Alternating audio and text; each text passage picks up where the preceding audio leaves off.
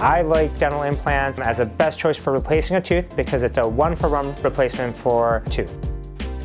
There's a different timeline for everyone who's interested in dental implant. It depends if you have an existing tooth that needs to come out, how much grafting you need, and everyone's a little different in that regard. And we evaluate that in your first visit during your consultation.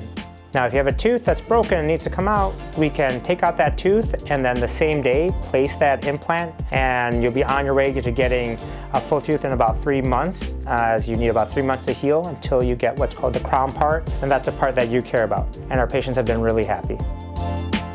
If you're looking for a dentist in the Andersonville area, Edgewater North Side, come check us out. We're right on Clark Street. We'd love to see you. We're accepting new patients. Hope to see you soon.